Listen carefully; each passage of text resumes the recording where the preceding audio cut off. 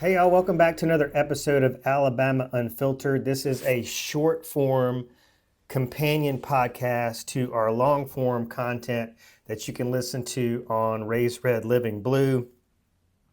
The whole initiative behind this short form podcast is to try to keep Alabama, conservative Alabama, red state Alabama news outlets honest. We've got a number of different culprits here in the state, primarily Yellowhammer and 1819 News.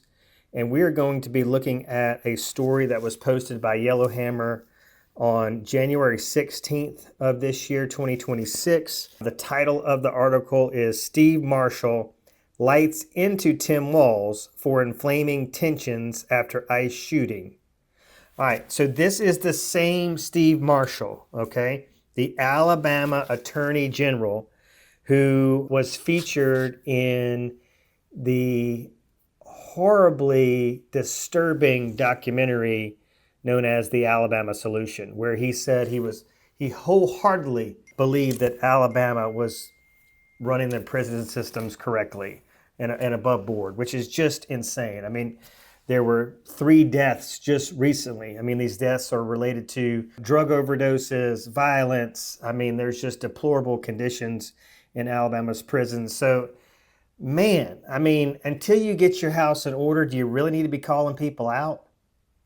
And perhaps Mr. Marshall's poor performance, poor management of the Alabama prison system is why he didn't receive Big Daddy's endorsement, Big Daddy Trump's endorsement. So let's dive into this. I'm going to run through this quickly as I can, because I want to get you in and out as fast as possible.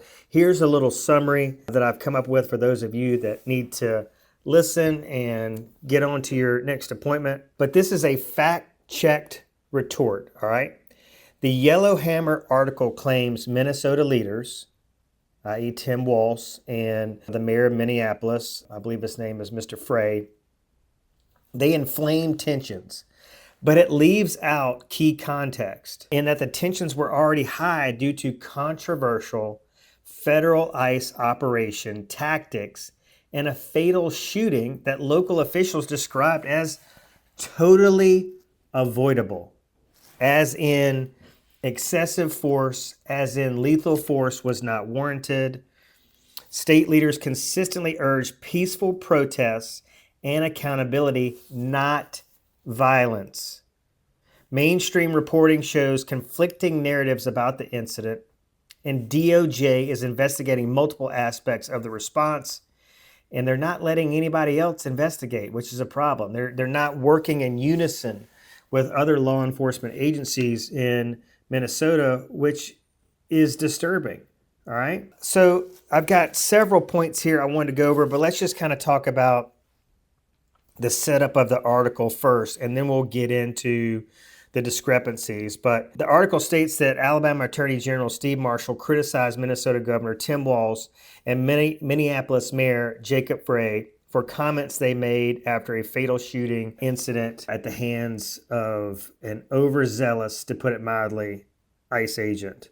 So that's accurate. I mean, Marshall publicly condemned Walz in Frey's remarks. He framed them as inflaming tensions and defended federal immigration enforcement after the incident. So the first thing I have to say about this is, man, you cannot call out leaders of a state and local government for inflaming tensions. This is my whole ass gripe here, is that nobody is holding President Trump accountable for his words, for his inflammatory, divisive rhetoric.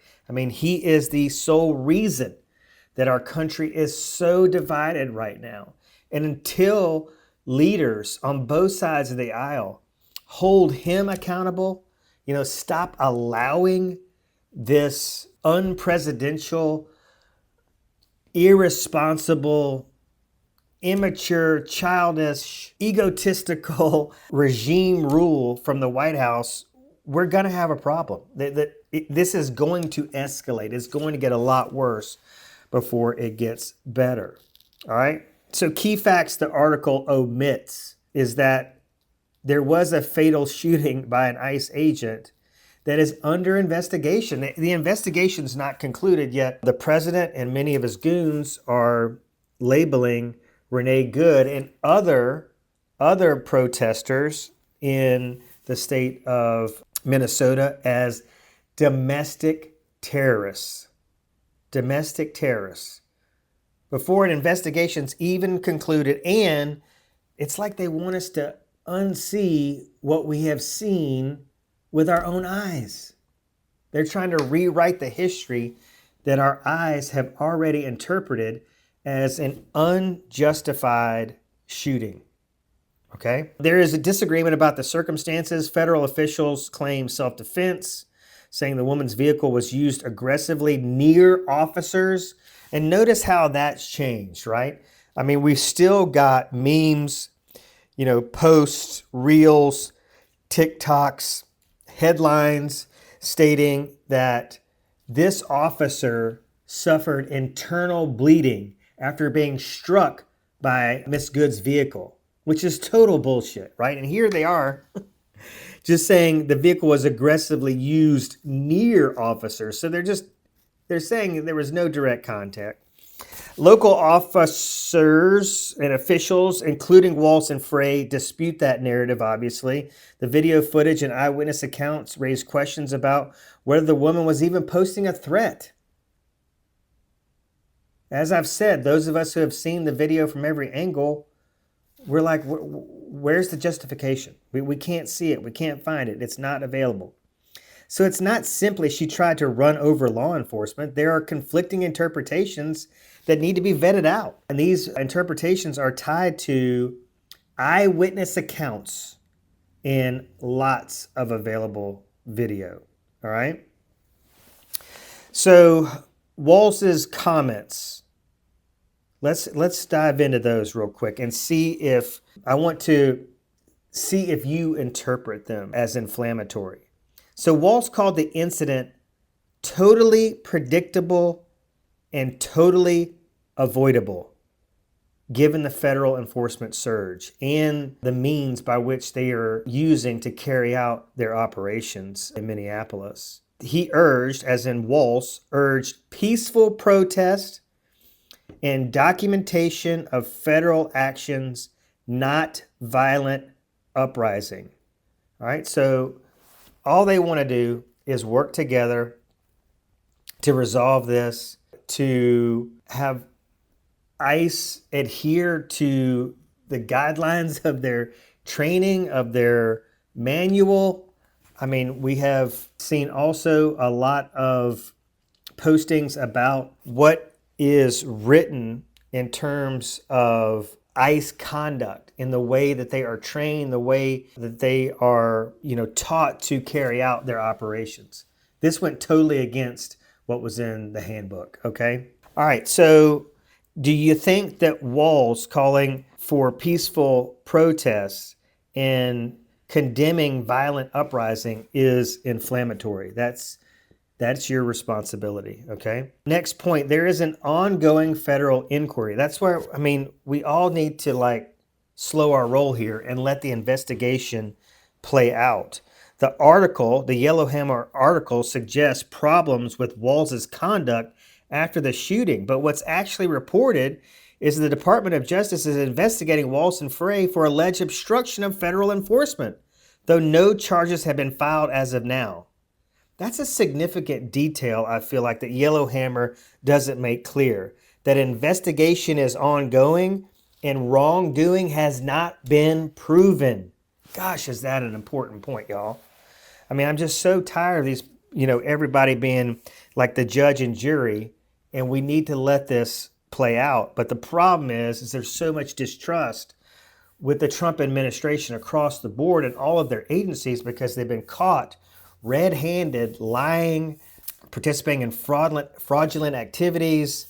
There's widespread rumors of corruption. We've heard stories of people being disappeared, being sent to prison unlawfully, been sent to countries not of their origin, which we feel are unlawfully without due process. And we see every day, we see people, pastors getting shot in the face. We see kids getting pepper sprayed. We see women getting ripped out of their cars, thrown to the ground. Yesterday, we saw a man, United States citizen, being dragged out of his house in the freezing cold with little more than his underwear on.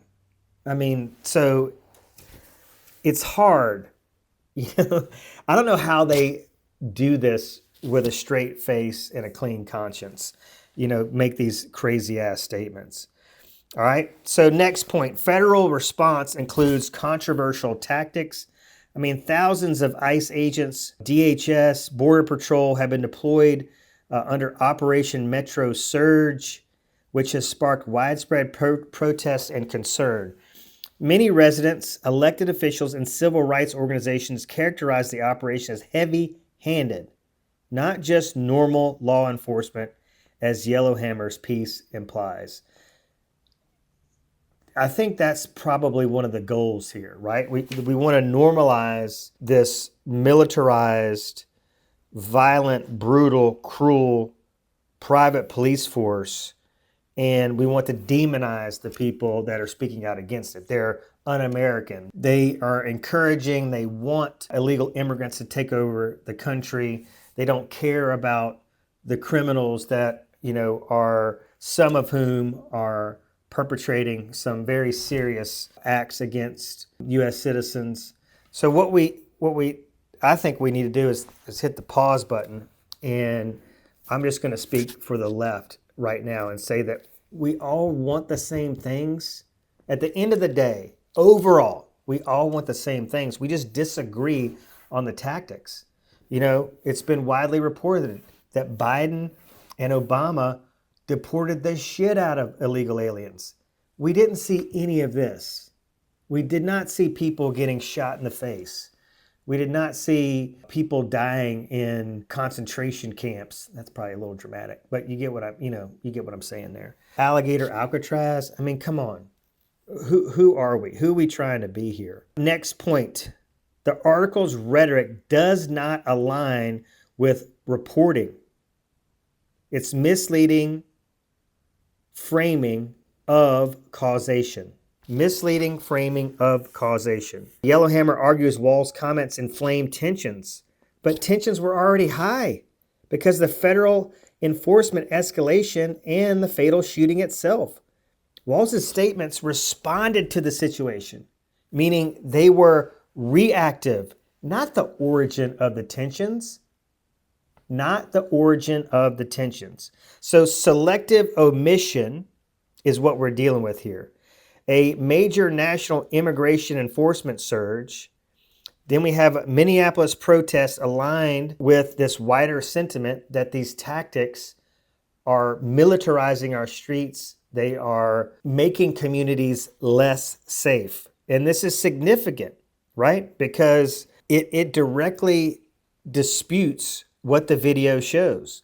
So they want us to believe that this is a operation designed to curb the surge of illegal immigrants, to remove them from the country. So we've got one surge meeting another surge. We've had this surge of immigrants, so now we need this surge of law enforcement that does not want to work with state and local officials, that carries out these secret operations. But the bigger problem, I think, is these are unidentifiable police officers. They've got nothing that identifies them by name, badge number, they're wearing masks, and that's designed to intimidate, right? This is designed to send a message to anybody that wants to come to this country that America is no longer the land of the free.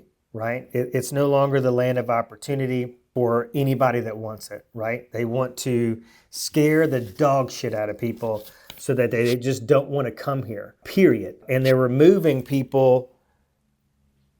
They are not being transparent about who they're removing. And they're just saying like, oh, we removed thousands of violent criminals, murderers, and rapists and drug dealers. But there's nothing on paper. There's no evidence. And we're a country that's built on evidence. We're a country that's built on innocent until proven guilty. And so this goes against the grain of everything we're about. right? Whether these people are here legally or illegally. Once they're here, they're afforded certain rights. All right. Now let's go through quickly what the national reporting actually shows. Okay. It actually shows that a woman was shot. There's layers of conflicting accounts about the circumstances of that shooting. Protests have been widespread in Minneapolis and cities across the U.S. over the incident and federal enforcement strategy. Local officials, including Walz and Frey, have urged peaceful action, not incitement of violence. Peaceful action. I saw Frey on the news last night saying he doesn't support the abolishment of ICE, but people are saying he wants to abolish ICE. Now, there's a lot of people calling for the defunding of ICE, and that's, I believe, on both sides of the aisle in Congress, not just state and local and, just liberal citizens, progressive citizens. Many people are like, hey, if you're going to continue this way, we're not going to vote for further funding. This is not the way to do it. This is going to lead to even more death and destruction. Federal officials, including President Trump, have defended ICE's actions and responses to protests with combative rhetoric. That's the point. The combative rhetoric is coming from the top down. We have an irresponsible commander-in-chief. All right, let's wrap it up. Conclusions, okay? What's accurate versus what's misleading? So here's what the article gets right. Steve Marshall criticized Walz and Frey's public statements. And he's criticizing their public statements, calling for peaceful protests and non-violent protests.